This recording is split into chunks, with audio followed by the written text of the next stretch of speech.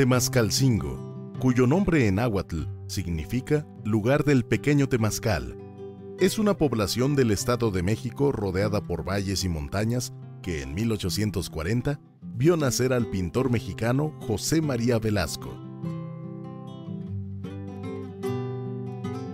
Vivió aquí hasta la edad de los 7 años. En 1847 se fue a la Ciudad de México, pero pues en ese tiempo se encontraba invadida por las tropas norteamericanas. Entonces regresó otra vez y en 1849 se va definitivamente a la Ciudad de México. En el día trabajaba y en la noche estudiaba arte, porque su padre muere llegando a la Ciudad de México de cólera.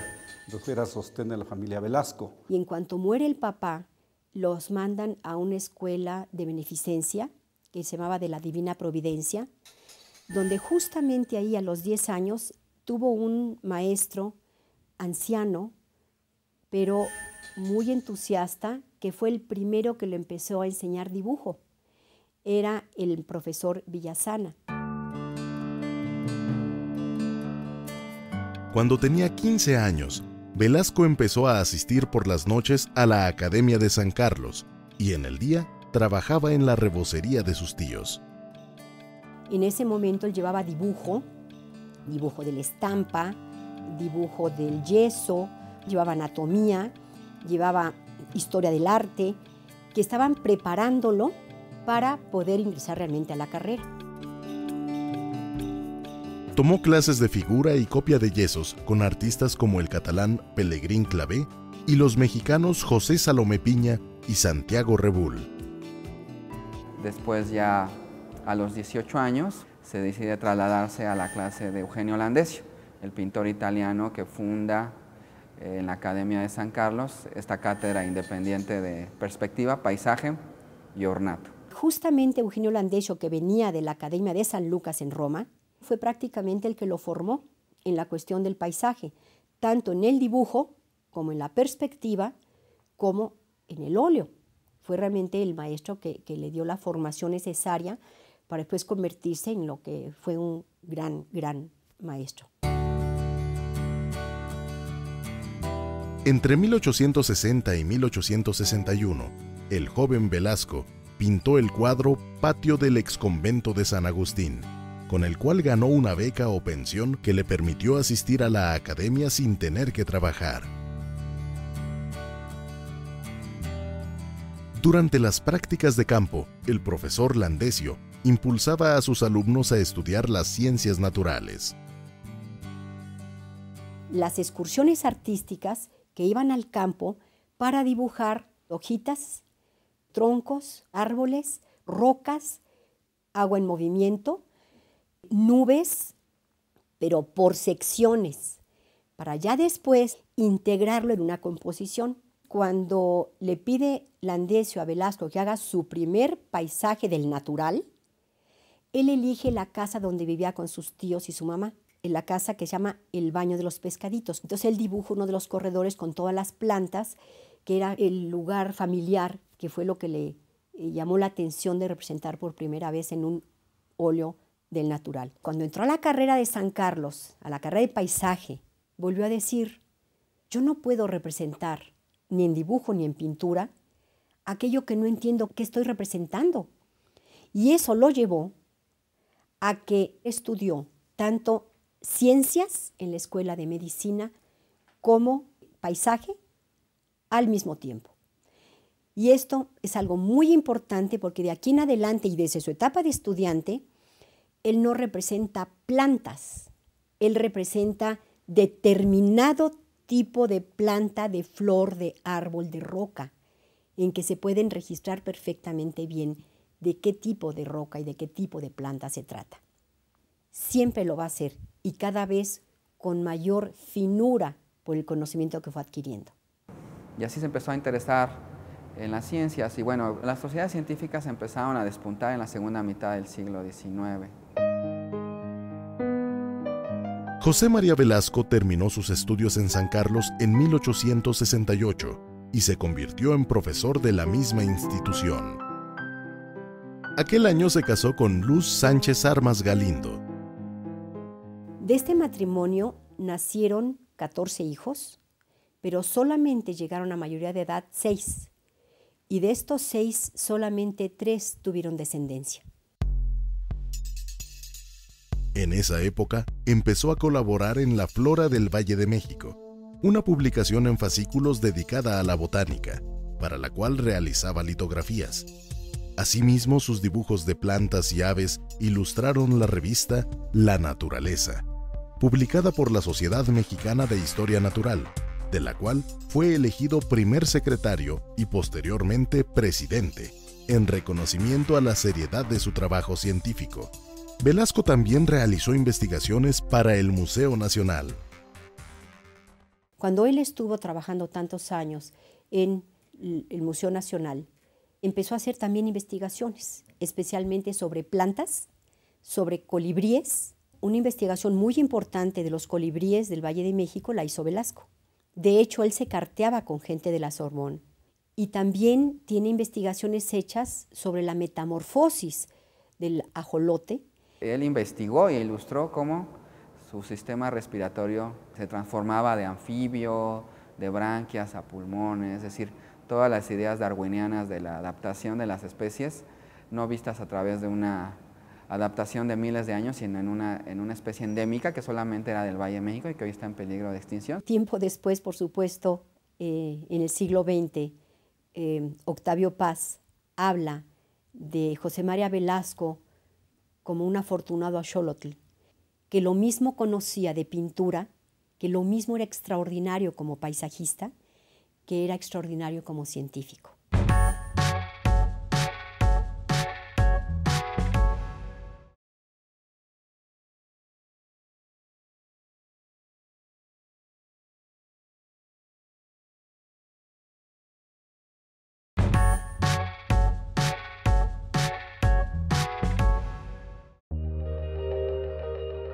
Para 1889, José María Velasco participó en el Pabellón de México en la Exposición Universal de París, con más de 60 obras. El gobierno francés le otorgó la condecoración de Caballero de la Legión de Honor y el gobierno austriaco la Medalla de la Orden de Francisco José. Además de sus innumerables paisajes y dibujos científicos, como hombre orgulloso de su profesión y de su tiempo, José María Velasco pintó numerosos autorretratos en los cuales se aprecia su carácter y genialidad.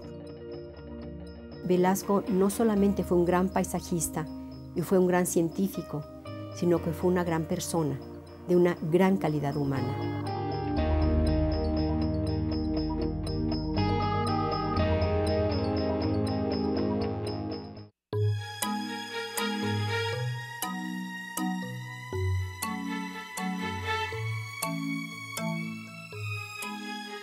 José María Velasco utilizó diversos medios, tanto para la creación de su obra como para el estudio de la naturaleza, motivo por el cual se valió eventualmente de la fotografía.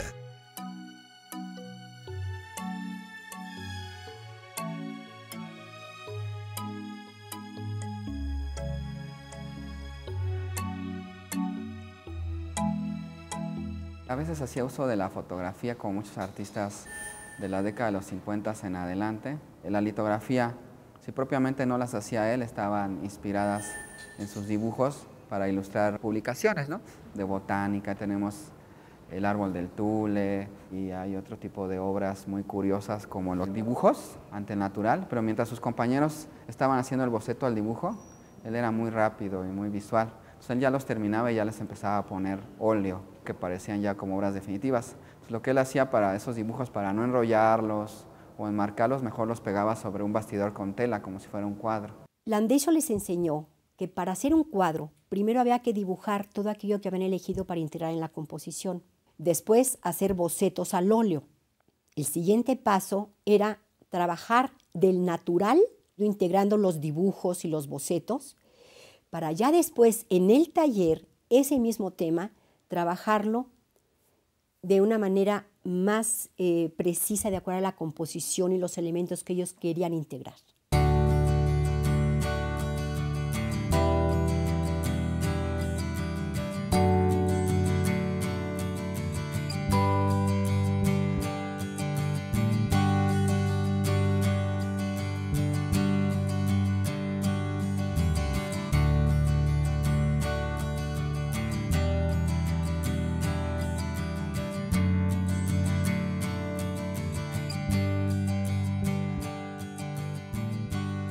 Poco a poco, Velázquez se separó de las enseñanzas de su maestro para dejar el romanticismo europeo y encontrar un estilo con características y técnicas propias. José María Velasco siempre fue como muy frío, muy observador, muy agudo, muy racional, y empezó a hacer un tránsito de la pintura de su maestro a una de una mayor transparencia atmosférica, donde el hombre no tuviera participaciones emocionales, sino representara la naturaleza y la fastuosidad del panorama, la luz del mediodía. El pintor alcanzó tal dominio que su retina pudo captar las sutilezas del color, hasta lograr pintar la atmósfera transparente y la luz fría peculiar del Valle de México. Era una representación un tanto, si no una copia de la naturaleza, sí una imitación, un estudio de la secuencia de los planos, de cómo difuminar los horizontes, haciéndolos más fríos, más lejanos, cómo crear la profundidad, cómo crear elementos de serenidad, cómo dotar el primer plano de un ejercicio botánico, ¿no? De casi la planta pintada hojita por hojita, y cómo en las laderas de las lontananzas o de la profundidad, cómo hacerlas muy realistas. Él ve la distancia en sus cuadros como si los viera a través de unos binoculares, ¿no? Su obra trabaja mejor que la vista, trabaja como la vista de un águila. Que es una de las características muy particulares de Velázquez, que es esa transparencia del ambiente y un colorido mucho más realista. Velázquez hacía primero todo un estudio de perspectiva, es el paisajista que ha pintado el aire, que ha pintado el espacio etéreo y que sus nubes son únicas en el mundo.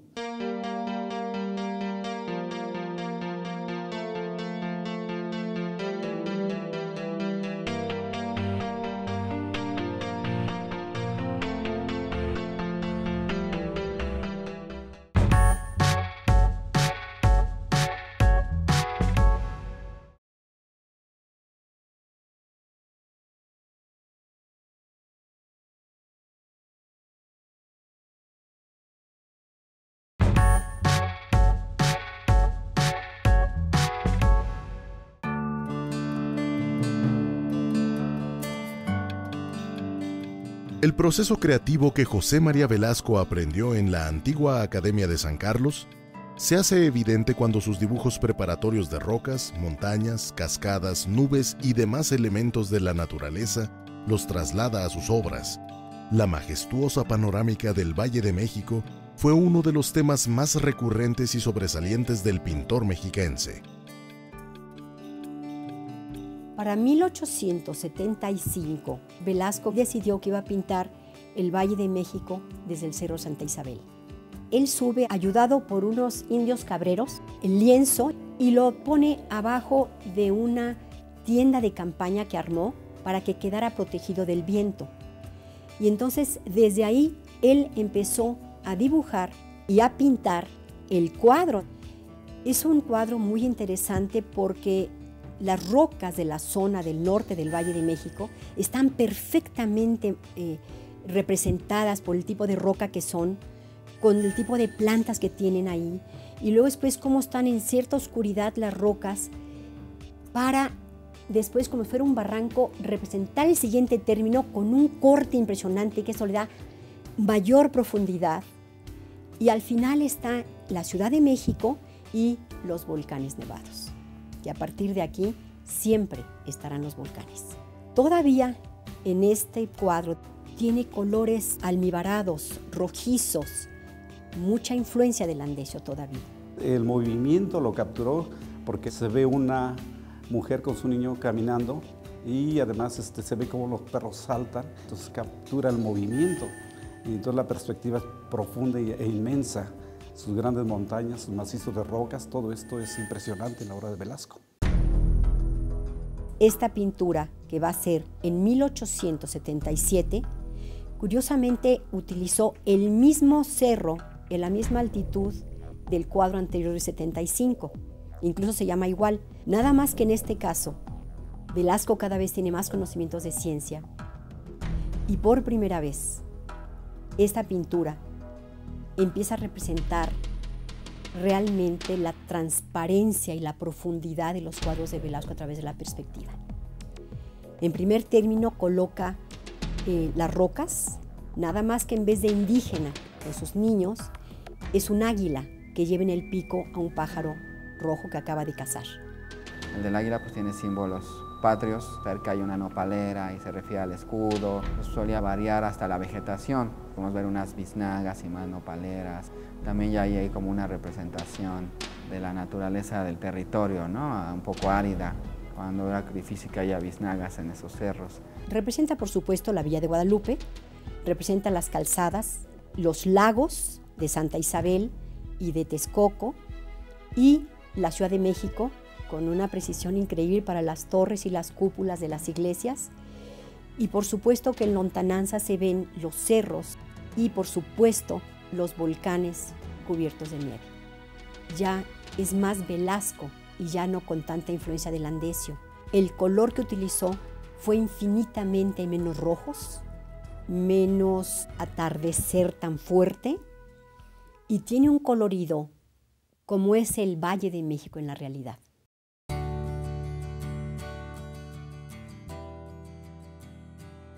El panorama de Temascalcingo desde una ladera refiere evidentemente a aspectos emotivos, ¿no?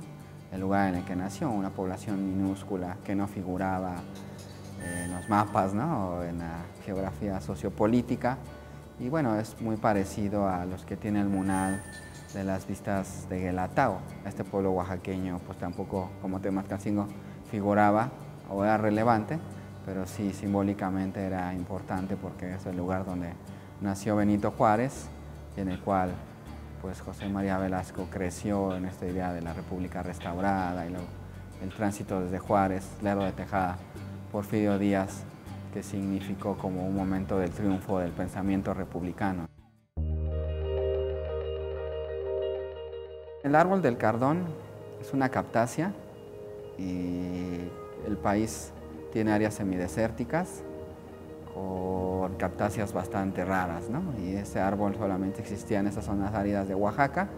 Para Velasco, cuando lo contratan para ir a la capital de Oaxaca, el obispo de aquel estado, en ese traslado tiene partes que va en ferrocarril, otras partes que va en mula o a caballo, y él pues va admirando un ecosistema bastante extraño, ¿no? Y distinto a lo que había en el Valle de México. Cuando encuentra este gran árbol, pues ya lo representa y queda como una obra especial, ¿no? En su trayectoria.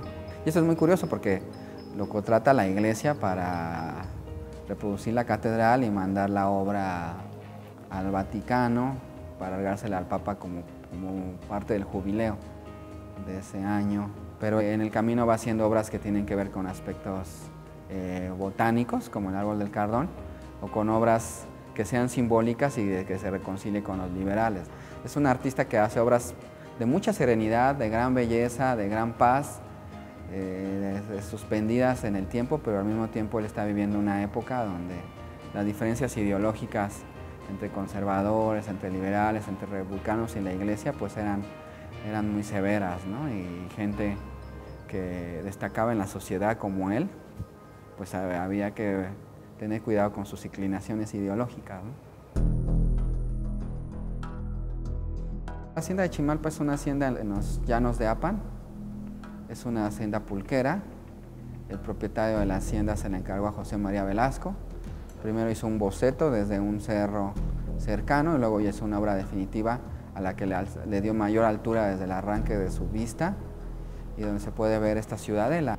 Y entonces representar el gran valle de Apan con unas rocas al frente donde se representan con mucha nitidez los magueyes pulqueros que están allá abajo sembrados. Cómo se va sembrando de manera escalonada, mientras hay una zona donde están los chiquitos, hay otros donde ya están listos para la preparación del aguamiel y del pulque. Entonces son obras muy características del Porfiriato. Y después, ahí entre los surcos, representa la hacienda de Chimalpa.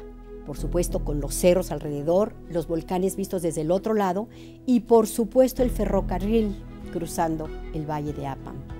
Si bien las haciendas se veían como una parte de la modernidad, también ya después con la Revolución Mexicana pues se visualizaron como lugares donde se explotaba a la gente, donde había un amo que podía ser totalitario.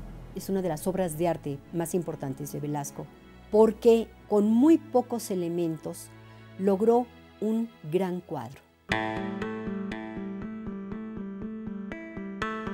En 1881, José María Velasco, en compañía de sus alumnos, lleva a cabo una excursión científica y artística en Veracruz. Es ahí donde dibuja los primeros bocetos para la que sería una de sus obras maestras, Cañada de Metlac, realizada 16 años después de aquel viaje. La composición está escalonada de acuerdo a la manera en que asciende la Sierra Madre Oriental y se corona a lontananza con el Citlaltépetl o Pico de Orizaba, el volcán más alto de México. Estamos viendo cómo Velasco estaba realmente preocupado no solamente por la ciencia que él llevaba a cabo en sus pinturas y en sus estudios, sino que además estaba interesado en la tecnología de punta que había en ese momento. Y entonces representa el ferrocarril. Le es muy importante representar la modernidad del país. La importancia de Velasco en primer lugar es para el arte universal por la genialidad, por todo lo que trabajó en las diferentes disciplinas. Un genio en el color, en el dibujo, en la composición, en la sucesión de planos. Lo importante que el paisaje era como en la construcción de una identidad territorial o la apropiación idealizada y embellecida del territorio. Realmente Velasco logró hacer una época y puede ser considerado como el mejor paisajista de México.